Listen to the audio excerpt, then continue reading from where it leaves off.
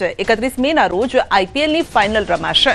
Narendra Modi cricket સ્ટેડિયમમાં રમાશે IPL final. બેંગલુરુથી અમદાવાદ શિફ્ટ થઈ ટિકિટ વિવાદના કારણે વેન્યુમાં ફેરફાર કરાયો છે। ધર્મશાલા ચંદીગઢમાં નોકઆઉટ મેચ ચંદીગઢના ન્યૂ ઇન્ટરનેશનલ ક્રિકેટ સ્ટેડિયમમાં શિફ્ટ થશે।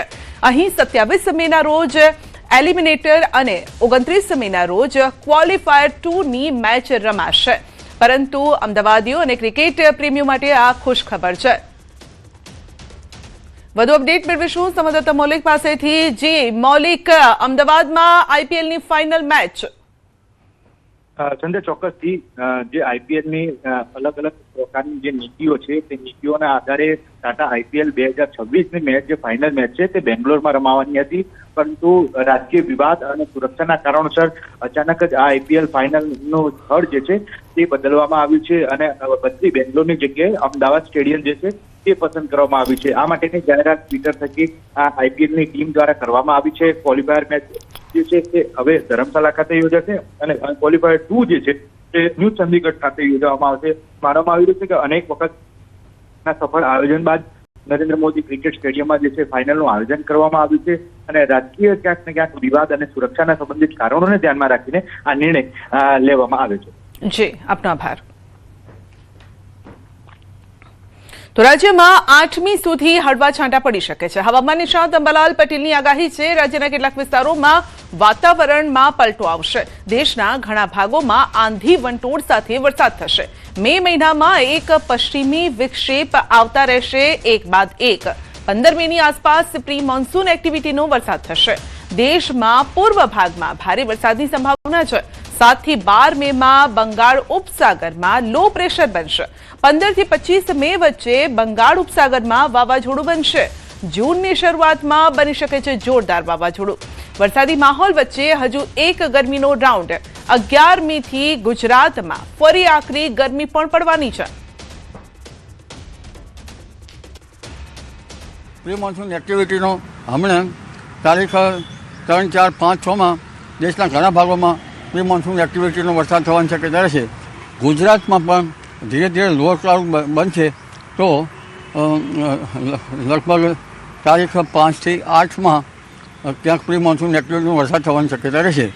ગુજરાતમાં પણ લગભગ 40 કિલોમીટરનો વિન્ડ ગસ્ટ અને સામાન્ય જે પવન છે એ 10 થી 25 કિલોમીટરનો ફૂંકાવાની શક્યતા રહેશે। ખાસ કરીને કચ્છમાં ભારે પવન ફૂંકાવાની શક્યતા રહેશે। હવે ગરમીમાં આંશિક ઘટાડો થશે પણ બપોર પછી લૂ ચાલવાની શક્યતા રહેશે। ઉલ્લેખનીય છે કે અત્યારે ગરમી ઘટવામાં છે, પરંતુ ધીરે ધીરે તારીખ 11 થી 20માં પુનઃ એક્ટિવિટી શરૂ થશે અને તારીખ 11 બાદ આગ જેટલી ગરમી ફરી પુનઃ થવાની શક્યતા રહેશે। જોકે વાદળો તો સવારે એવા આવતા રહેશે પણ બપોરે એકદમ વાદળો જતા રહેતા ગરમી જબરજસ્ત જણાશે। 8 થી 12, 13માં બંગાળ ઉપસાગરમાં પણ સક્રિય થશે અને બંગાળ ઉપસાગરમાં લો પ્રેશર બનવાની શક્યતા રહેશે। તારીખ લગભગ 15 તારીખથી 25 મે વચ્ચે બંગાળ ઉપસાગરમાં એક વાવાઝોડું બની શકે। જો તેનો માર્ગ મ્યાનમાર તરફ હોય તો લગભગ ભારતના ભાગમાં ઓછો વરસાદ આવી શકે। તારીખ જૂનની શરૂઆત સુધીમાં બંગાળ ઉપસાગરમાં વાવાઝોડા બનશે અને એક સખ્ત વાવાઝોડું બનવાની પણ શક્યતા રહે। તો રાજ્યમાં ભર ઉનાળે મિની વાવાઝોડા સાથે ત્રાટકેલા માવઠાએ વિનાશ વેર્યો છે।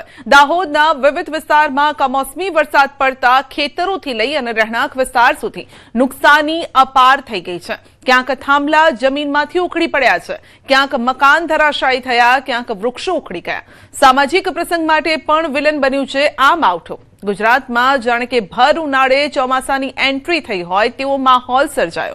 આકાશમાં અત્યાર સુધીમાં આગના ગોળા વરસી રહ્યા છે અને જેના બદલે વહેલી સવારથી અચાનક વાતાવરણ બદલાયું। કમોસમી વરસાદ ખાબકવા લાગ્યો અને ત્યારે હજુ પણ મે માસના અંતમાં વરસાદની હવામાન વિભાગની આગાહી છે। તો જ્યારે દાહોદના સુખસર ખાતે મુસ્લિમ સમાજનો કાર્યક્રમ ચાલી રહ્યો હતો ને ત્યારે જ તોફાની પવન સાથે કમોસમી વરસાદ ખાબક્યો। નાસભાગ મચી ગઈ। વરસાદ ઘાંચી પંચના કાર્યક્રમ માટે વિલન બન્યો છે। મિની વાવાઝોડાના કારણે મંડપ ઉખડી ગયો, મંડપ જમીદોસ્ત થઈ ગયો અને કેટલાક ટેન્ટ ઉખડી ગયા અને જેથી લોકોએ સુરક્ષિત જગ્યાએ ભીંજાતા બચવા તાળપત્રી પણ રાખી હતી, જેમાં ઉભા રહ્યા અને વરસાદે કાર્યક્રમ પર પાણી ફેરવ્યું છે, તો કાર્યક્રમને આખરે રદ કરવો પડ્યો.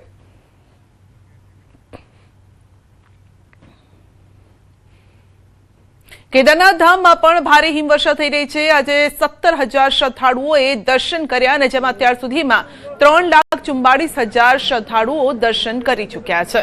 કેદારનાથ ધામમાં આજે પણ ભારે હિમવર્ષા થઈ રહી છે. સતત હિમવર્ષાથી ઠંડીમાં વધારો થયો છે, પરંતુ બાબા કેદારનાથના ભક્તોનો ઉત્સાહ હજુ પણ ઓછો નથી થયો. મંગળવારે 17,000થી વધુ શ્રદ્ધાળુઓએ બાબા કેદારનાથના દર્શન કર્યા. 22 એપ્રિલે કેદારનાથ ધામના દરવાજા ખુલ્યા અને ત્યારથી 14 દિવસમાં કુલ 3,44,000 શ્રદ્ધાળુઓ દર્શન કર્યા છે. વરસાદ અને હિમવર્ષા છતાં પણ હજારો શ્રદ્ધાળુઓ દરરોજ બાબા કેદારનાથના દર્શન કરી રહ્યા છે.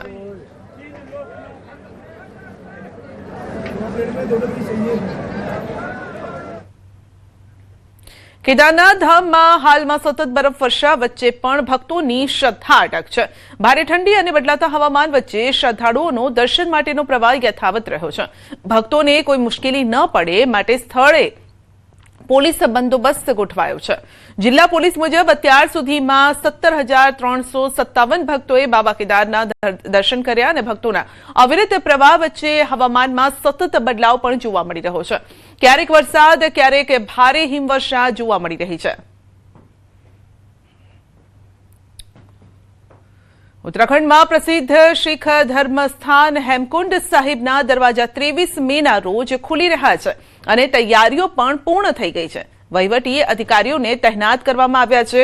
ગુરુદ્વારા સમિતિ, સ્થાનિક વહીવટીતંત્ર અને પોલીસની ટીમો મુસાફરી વ્યવસ્થાની સમીક્ષા કરવા માટે હેમકુંડ સાહિબ ખાતે સતત પહોંચી રહી છે. હેમકુંડ સાહિબમાં હવામાન હજુ પણ બદલાઈ રહ્યું છે. હવામાન બદલાતા બરફવર્ષા થઈ રહી છે અને આમ છતાં દરવાજા ખોલવાની તૈયારીઓ પણ ચાલી રહી છે.